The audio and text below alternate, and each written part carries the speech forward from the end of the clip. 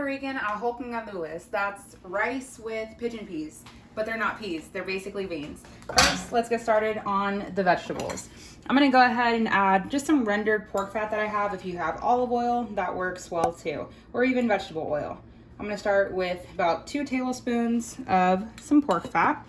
And then for vegetables here, I have 1 large diced onion and about 1/2 to 3/4 of a cup of some chopped cilantro. If you don't like cilantro, you can always go ahead and add parsley.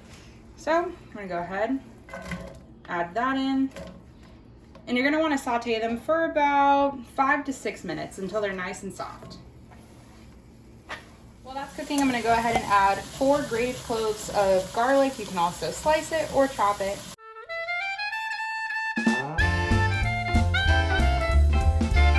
Hit it with some seasoning. We're gonna do some cracked black pepper, about a 1/2 tablespoon to a teaspoon, depending on how salty you like it, of adobo, and 1 packet of sazon, and 1 baby. Now I'm gonna go ahead and add a 1/4 of a cup of tomato sauce. If you don't have tomato sauce, you can always use a tablespoon of tomato paste and just water it down until it reaches about a 1/4 of a cup with some water. Stir that around. Now I'm gonna add 1 can of rinsed and drained gandules. They come in a can like this.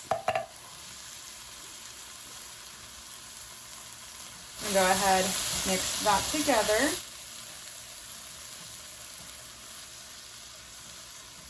I'm gonna go ahead and add a 1/4 of a cup of sliced olives with pimentos in them. Mix that together. Adds a nice little salty brininess to it. And then we're gonna add 2 1/4 cups of rice. You wanna go ahead and coat that in the sauce and get it nice and brown. Now that it's nice and colorful, I'm gonna go ahead and add 3 cups of water. You just want to make sure all of your rice is covered. Go ahead and mix it around. You're going to bring this up to a boil, add the lid. Once it starts boiling, reduce it down to low and cook it for 25 to 30 minutes, depending on how big your pot and your range. And I would stir it up every 5 to 7 minutes just to make sure nothing is getting stuck to the bottom.